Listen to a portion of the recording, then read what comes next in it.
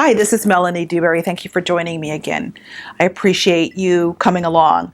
So, I've been thinking about standing in your authority. I wrote about it in my book, The Power of Naming, and I'm learning about it. You think I'd know it all, but I don't. I'm learning as I write and as I do the work. And last week, I did a wonderful wisdom salon in New Mexico, in Albuquerque, and these wonderful women came, and we were speaking about your original medicine.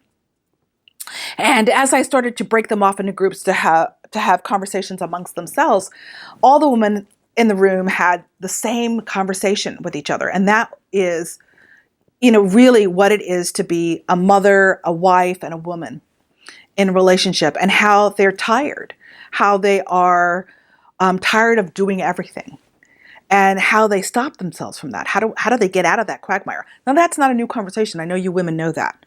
That's not a new conversation, that women are exhausted because they're trying to be caregivers in every realm that they live in: work, family, spouse, parents, the whole nine yards, kids, friends of their kids kind of thing. They're trying to be the caregivers.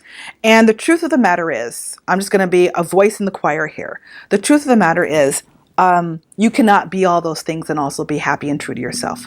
You cannot actually be the constant caregiver and actually stand in your authority. You cannot be the constant caregiver and actually be in integrity. You can't.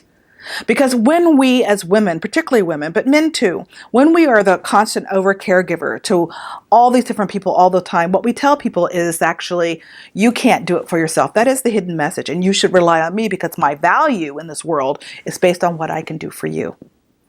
And I'm willing to give up my sense of self for 20, 30, 40 years in order to make you happy. So you better really be appreciative because I need it. I need that appreciation because I have forgotten how to really value myself. And so we become out of integrity. We no longer stand in our authority. We've given over ourselves to all these different roles. And then we wake up and we're 40 and we're 50 and we're 60 and we're 65 and we're 70 and so on. And we go, and what about me? And what happened to my life?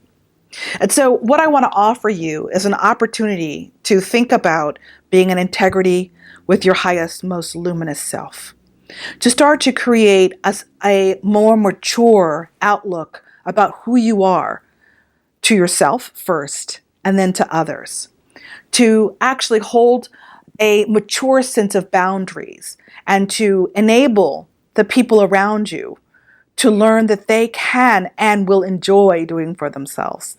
Now, of course, they won't immediately enjoy that because you've done it for them for so many years. But in order to be a self-reliant, a person who knows that they can, we have to let them be. And in order for you to have a soul-connected sense of self, you have to let go. You have to distinguish the difference between guilt, which is an ethical or moral indicator, and being uncomfortable with saying no. And just allow yourself to be uncomfortable when you say no or when you let go of things that you used to do for others. As a habit, it will be uncomfortable. You might have to wear a little diaper or something as you go through that uncomfortable experience.